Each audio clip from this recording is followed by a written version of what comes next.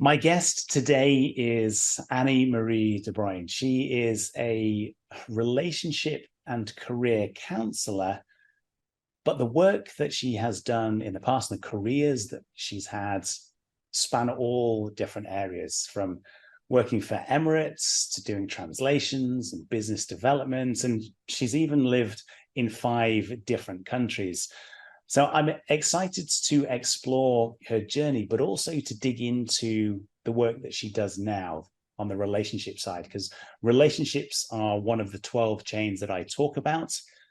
So hearing from her and the work that she does with her clients, specifically in the area of relationships, I'm excited about that. I want to understand more about the types of conversations and the work that she does. Anni-Mari, thank you for joining me today. I've done a quick introduction there. From Emirates to translation to business development and now relationship and career. What caused that change? Was there a specific moment and a catalyst for you? Or was it a case of it just started to feel natural of actually, I want to help other people. What is it that I can do? I'm interested to understand from you whether there was that sort of one point in time that changed your perspective and changed your path, or whether it was just a natural transition over time. Hello, and thank you for having me. Yeah, it's a really good question. And I would answer that it's been a journey. So when I look back at my life, then everything has been happening for, I would say, for a reason. But all the little steps that you take has actually led me to where I am today. And I didn't really have like big let's say goals for myself, other than just I always wanted to have I wanted to have a lot of freedom. I wanted to be independent and location independent, and I wanted to live in different countries and see the world and travel and meet a lot of different people and understand and learn about different cultures as well. And I think that was the how the journey sort of started. And during that journey, I realized that I have a gift of also helping people and understanding people and being able to provide them with advice. And then I got the training, and so the journey continues. Nice. So it sounds like it's been a natural thing over time of, rather than, for me, there was a big catalyst change. I had the injury. I started doing personal development. So it's like, what impact and contribution had I made to the world? For you, it sounds like it's been that natural process of, actually, I enjoy helping people. I'm good at this. I get positive feedback from people. Maybe that's what I should spend more of my time doing, rather than working in, a traditional corporate career or something like that. So talk to me about the relationship counseling that you do. What does that look like? Is it individuals? Is it couple counseling? Is it, how to find a partner? Is it dealing with toxic relationships? Because there are lots of different aspects that, you could focus on. What is it that you support your clients with? So all of the above, so absolutely all of that. So I have couples, I have individuals who are either like in a relationship and looking for help to improve it, because even if you are in a relationship, it doesn't always have to be that both of you will come for counseling. And also single people who are trying to figure out what is the reason, what's keeping them, or from finding the partner that they would like to have, the relationship that they would like to have, break their toxic patterns, understanding this, what is bringing them the type of relationship that is not actually made. Because what happens as well many times is that people end up having the same relationship over and over again with different people, right? And then you kind of need to understand what is the reason there. Like if you notice the common denominator that is you, then there maybe are some changes that you can do. And that's another place where counseling can really help. And I'm trained in Gottman method couples therapy, which is really evidence-based and based on a lot of more than 40 years of research with married couples and people in relationship. And so I really like to have that. I have this basis of research that I can always rely on as well. Nice. So touching on that in a little bit more detail, the work that I do, you may say it's that surface level, and I try and help people understand positive and negative relationships. And, if there are people who are draining their energy, maybe you spend less time with those people. Not necessarily easy in certain relationships, family relationships, emotional relationships. The work that you do then, and obviously backed up by the research that you've mentioned, how does that manifest? If it's couples coming to you, or one half of a relationship, and that they talk to you about, yes, feel bad, negative energy, this relationship is draining me, it's starting to be toxic.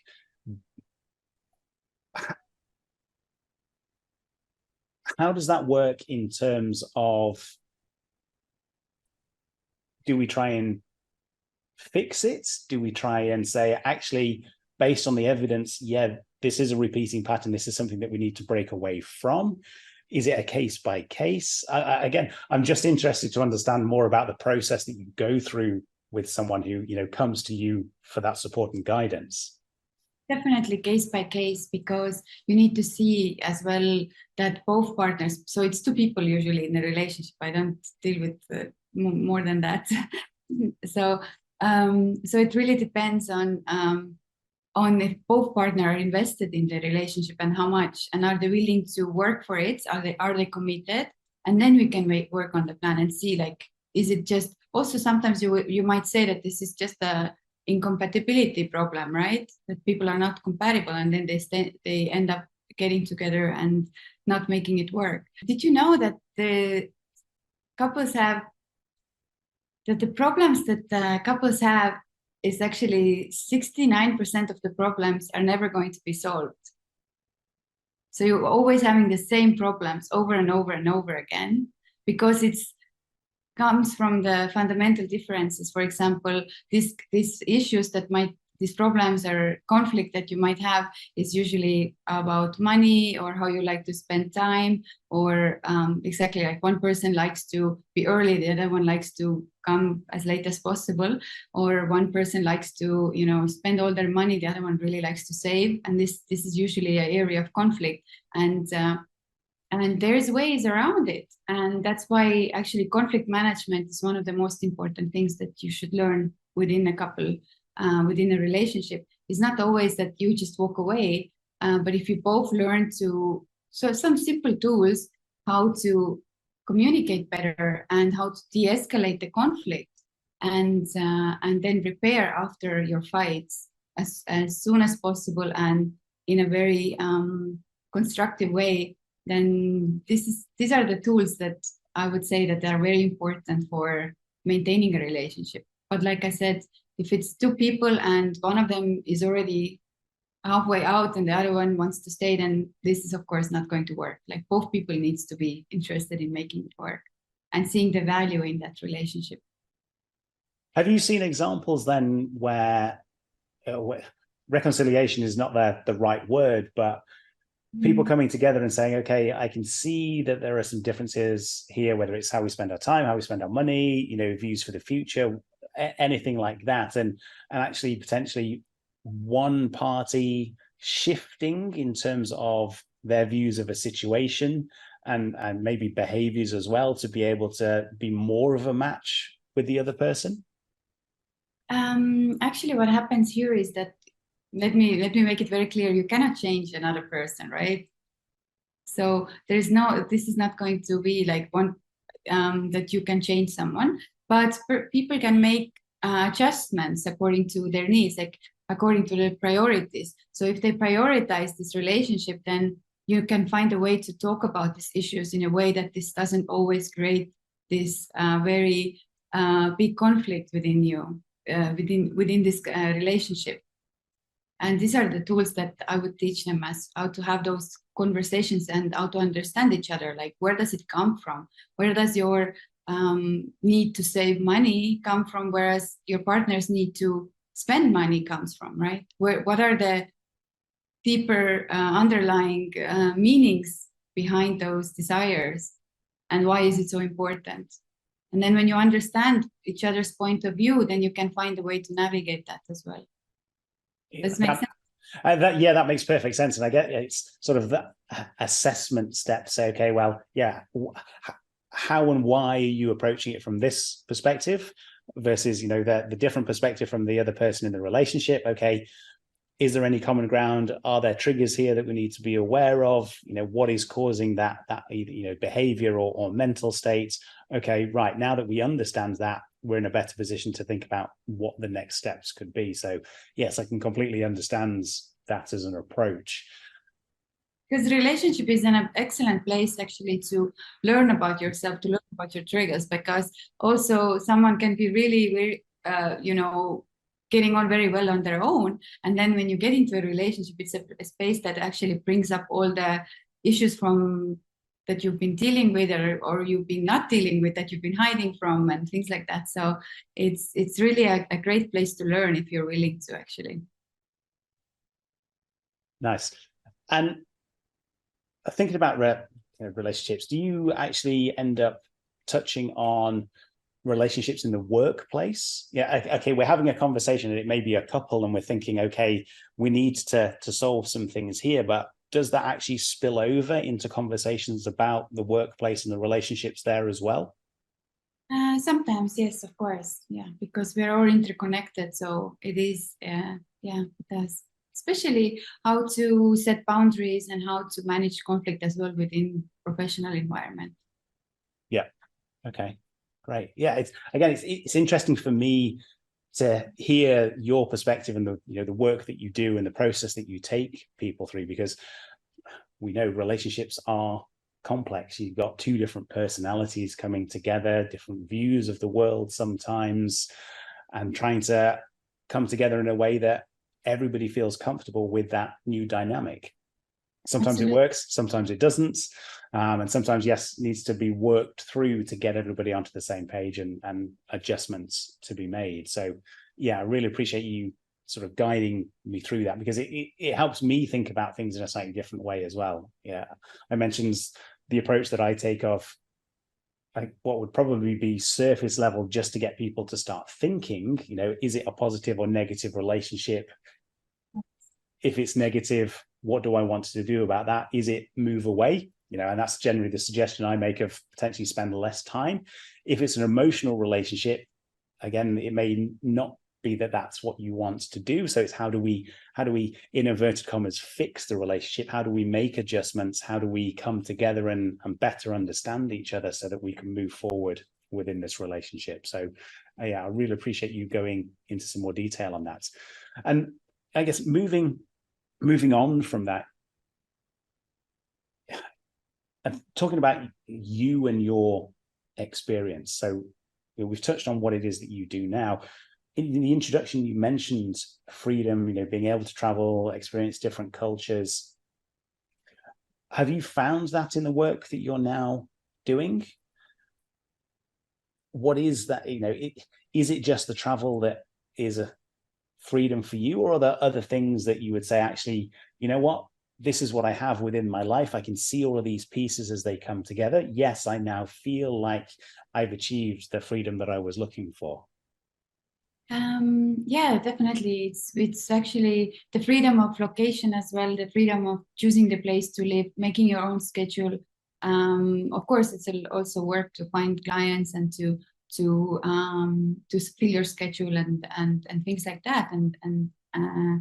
But definitely having that freedom and also having that rewarding experience of being able to help people and actually getting the feedback that what you've been doing and where you have invested your time and energy is actually paying off when you see that your clients are being helped and they are very appreciative of that help that you have given them, and you see the changes as well, like you are working with someone for a few months and you see how they have changed and how they actually look at things differently, and how sometimes you can save people's relationship as well, and to me it's always beautiful. Like I'm a little bit of romantic. I'm a little bit of believing that you can stay together. I mean, if it's meant for you, then like I like to believe in that, because yeah. That's good. Yeah. Again, service, supporting people, helping them, whatever the situation is, it does give you a good feeling. You feel that you've made a difference and a contribution in somebody's life. That absolutely can give you a feeling of freedom. And I also feel like, unfortunately, most of us don't really, like, we are not taught in school how to have better relationships. We're not taught at home as well. Like, we learn that from observing and seeing and trying as well.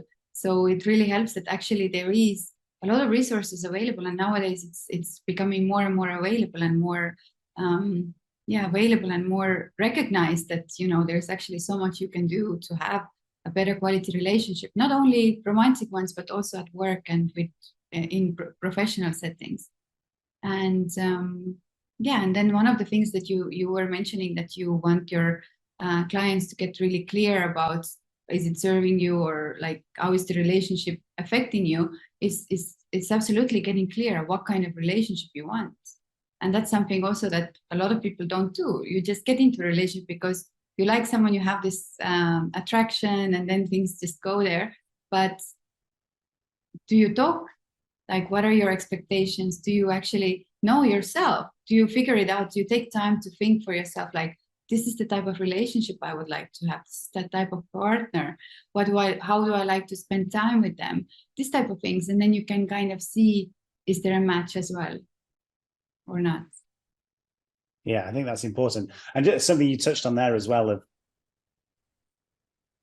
we get into them, but often with very little support or guidance or training. You know, in the workplace, sometimes you focus on team building exercises, team dynamics, but you don't often then drill deeper into the specifics of relationships. Again, whether that's emotional relationships or whether it's work-based relationships.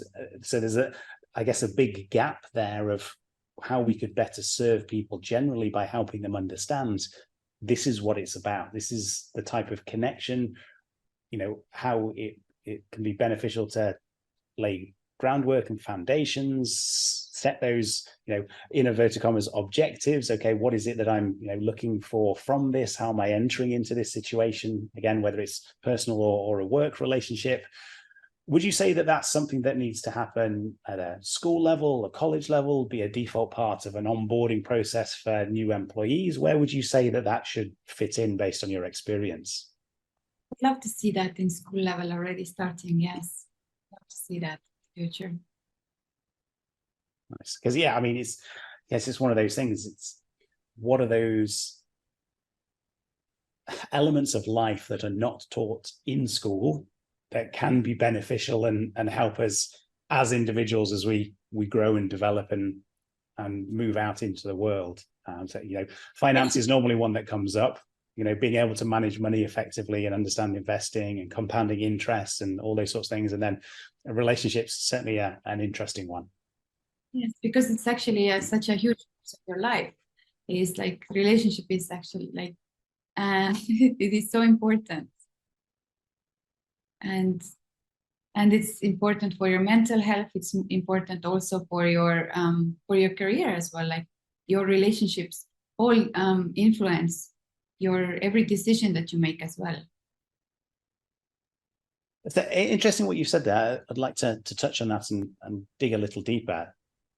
Mindsets impacted by relationships, the actions that you take, your behaviors. Absolutely. So if somebody starts to become aware that actually those relationships, again, friends, family, work colleagues, whatever it may be, are starting to have an impact on them, what advice or suggestions would you give to those people? So definitely, like you said first, that you want to assess that impact. Is it positive or negative? Is it something that is uplifting, and or is it something that's actually dragging you down and keeping you from achieving the dreams that you would like to achieve for yourself? Then in that case, of course, boundaries are very, very important to set the boundaries with these people that are, like you said, you spend like I understand from your concept that you advise them to spend less time with these people, and sometimes not always possible, but then also learn to set those boundaries and then understand for yourself as well, like, what am I gaining from that interaction? And is it, because unfortunately, the truth is, like, I think we both heard it from many times, that you are the 5 people that you spend the most time with is actually influencing who you're going to be 5 years from now. And that is so true, because it's people that we interact on a daily basis influence our every decision, everything that we do, actually. So it's important to have that circle supportive and supportive of your goals and aspirations that you have for yourself. Yeah, I've certainly heard that sort of phrase and saying lots. If that is the case, would you then say that people should look at complete sort of group change? If we take friends as an example, okay, and the 5 people that we spend the most time with, and 3 of them are friends, one of them is a partner, and maybe another family member type thing. Would you say then that you almost need to remove yourself from that group dynamic with your friends and actually completely go almost cold turkey and try and find a completely new group? Would you say do it bit by bits? Would you? I'm interested just to get your perspective on this, because again, if we're thinking that you are influenced by the 5 people you spend the most time with, and if it's like, okay, there's 3 friends there and I spend X amount of time with them per week because we go out for dinner and then we go and watch the sport and we go and do this and we go and do this, and we have a call or whatever else it may be. It's like, okay, so yes, you're being heavily influenced by those people on a regular basis. So does it make sense to try and remove yourself completely from those situations? Do you have to do it over time? And how do you have those conversations with people to say, oh, I'm going to try and do something new. I'm going to try and use my time in a different way so that I can connect with other people? I would say that it really depends on the relationship. Unless it's really toxic and it's really draining you, then I would say, yes, you don't need this type of people in your life.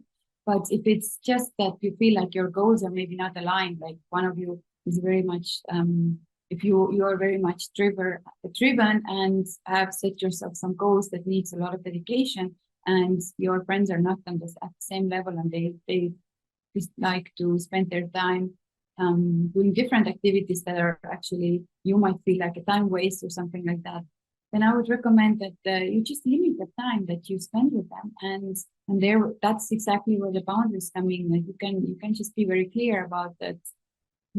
My focus is at the moment, let's say, building my company, or these are the things that I have planned for myself to do this week. And you can either also you can give them an option to also join in with certain activities that you do, for example. And you can see, because a lot of times what happens is, well, if you start to grow and when you started to get into this personal development space and looking into how to improve your life, then sometimes the other people in your circle also get inspired and they would like to join your journey. So I would not cut anybody out without giving them this option to join me in this journey, unless they are, like I said, some kind of toxic or really not good for you.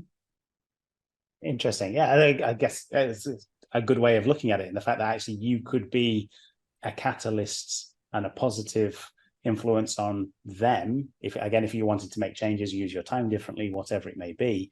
And I guess it's having that mindset to say it's not necessarily about me making changes, maybe it's about offering changes as well to other people and seeing how they respond to that situation, because that in itself could be a good marker of, okay, do I want to spend less time with these people because they're focused on what it is that they're doing, and there's a difference there of how we want to spend our time or our energy. And if you ask the question and they're willing to come with you on that journey, then maybe it is a case of actually, yeah, these are the right people for me.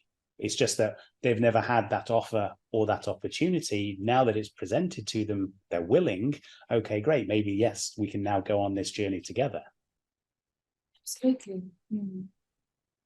And that's where this communication comes in as well. You try to understand, like, what are their dreams and have they ever even thought about it? when you start to have this type of conversations with people, and you find out that, like you said, there might be a new group there. Yeah, communication. I guess that's a big one, and whether it's the emotional relationships, whether it's the work relationships, understanding those goals and those dreams of people. And I can understand that's why people, if I take Mindvalley as an example and some of the work that Vishen Lakhiani does, and he writes about getting all employees for Mindvalley to do the 3 MIQ, to write down most important questions again, what are your hopes and your dreams and your goals and your visions, and just so that everybody else can see and understand that and go, right, okay, now I get a sense of you as a person. But I guess it's not something that we often feel comfortable talking about with our friends, just in case there is that disconnect between, oh, actually, well, I hadn't really thought about this, and your goals and visions are so far removed from mine. Okay, we're clearly different people here. Have you got any suggestions for people in terms of approaching that type of conversation with friends or with family, and the type of approach that you can take? Yeah, I guess it requires for you to become vulnerable and sharing those things with people, maybe, and you don't know their reaction. Then of course that can be very scary, right? Sharing anything that you might feel like they will judge you somehow. Is that probably the main fear there? That's why you don't feel so comfortable sharing these ideas with your friends. Nice. Okay, so communication, being vulnerable and open to share your hopes and dreams, and I guess then seeing what response you get, because the response in itself will be an indicator of how somebody views you or the situation, and then you can make a judgment call on the back of that. Would you say that's a fair assessment? Yes, and it takes courage, right? You need to be courageous to go there and actually be vulnerable and open up and take that risk to see where it's going to lead. Nice. The next thing I want to touch on is just, I guess, almost a final set of thoughts here. Mm-hmm. The relationship side, because this is what you specialize in as a relationship counselor. Are there 3 tips that you could give to someone listening or watching to say, think about these 3 things for any relationship, and if you do, or if you take these 3 actions, you put yourself in a much better position to have positive relationships? Through the work that you've done and the research, that are you able to draw out maybe said the 1, 2, or 3 tips that you would give to someone? Yes, absolutely. So number 1 thing is that the way you communicate, like we go back to the communication, but if you have criticism, defensiveness, contempt, or stonewalling in place, those are actually very big indicators that your relationship is in trouble, especially if it's something that is reoccurring on a daily basis. So you would like to look into that. That's kind of like minimize, especially the criticism part. Like, don't have any criticism. Like, it might happen sometimes, but just watch how you talk to your partner. Like, I love this tip, really, is just to talk to your partner as someone that you love, right? When you get into a more serious relationship and you get used to each other, then I've noticed what happens with couples, they can sometimes treat their partner worse than, I don't know, like people, you wouldn't even treat someone on the street like that, because the way they just talk to each other, sometimes they can be very critical and very much like, having a bad day and taking it out on their partner. This can happen in various relationships. It's actually quite common. So I like to remind them that, always keep in mind that the way you speak to your partner is that this is actually someone that you love, right? So have that in the way, have that in mind when you bring up complaints and concerns and things that are annoying you or irritating and things like that. Just to have that conversation, that you don't go with an attack and criticism, but instead try to find a way to say it in a soft way, say it in a nice way, and also always talk about what you actually need. Like, be specific. What do you need in this situation? Because oftentimes you just go and we just say like, oh, you did this wrong, or you did that, or you like this, or you like that. And instead of actually going and saying like, you know what, this is what I need here. And that also takes some self-awareness to understand, what do I actually need here? Why am I getting upset about this specific thing here? And then definitely another thing is, how do you have the conflict? That it's just to kind of learning to de-escalate the conflict within your relationship is very important. Is to way to make up, like find a way to quickly make up. Don't do this silent treatment, because this is also a very toxic thing, which is quite common, unfortunately. And yeah, just after the fight, take some time. You, of course, take time to cool off if you need to and things like that. But agree that, when you're getting upset, that you will come back and discuss it later. And really calmly, you can discuss what was the fight about and how can we do it better next time. And I always recommend also for my clients to actually have these discussions beforehand. Like how are we going to handle conflicts? How are we going to handle fights? Because this will happen. All the couples have fights. It's totally normal, and there's nothing wrong about having fights and having conflict. But the important thing is, how do you handle it? So you need to agree beforehand. For example, if you get flooded emotionally, you cannot respond to your partner. This, what happens is, physiologically, your heart rate comes up, and you're not in a place to listen. And a lot of times it happens to men, and they just walk away. That's what the research is showing, that is most of the time it's men who do that, but also it happens to women. So in this type of situation, you need to just already in advance discuss that and agree that, okay, if this happens, and I'm gonna tell you, I need a space, I need to step away from this conflict now for like 20 minutes. That's the time that it usually takes for your body to calm down. And then later we can discuss it again. It doesn't mean that I'm going away, and because when you are in this situation and your partner is leaving, it might also feel like very threatening and very scary, and even like more triggering and more making you even more angry. So it's important to have these discussions before. Take this time to actually discuss about like how we're going to handle those fights. How are we going to make it better next time? And I really like this advice also to just remind each other, even when you're having the conflict, like, yes, we don't understand each other right now, or we're having this conflict, but we still love each other. I still love you. It's the power of saying I love you. It's something it cannot be underestimated. It's cannot be understated, really. Another thing that is important is to have regular date nights, just to spend time, two of you, especially if you have kids already, or like you're in the family, just to take that time that you two just spend the totally undisturbed time together. And it doesn't have to be an expensive dinner at a restaurant or things like that. It's actually just, to have the same type of connection that you had when you started dating, just to talk to each other and find out what's going on in each of your lives. Like take that time to reconnect on like a weekly basis. That's what is recommended. Can I add a tip for the singles as well? Because I feel like now I only say things for the couples, but like for single people who are looking to have a serious relationship and healthy relationship, is like to get really clear about what kind of relationship you want and what kind of partner you want. And it shouldn't be just that he's like tall and dark and handsome and things like that, like superficial things, but really, how do you want to feel in this relationship?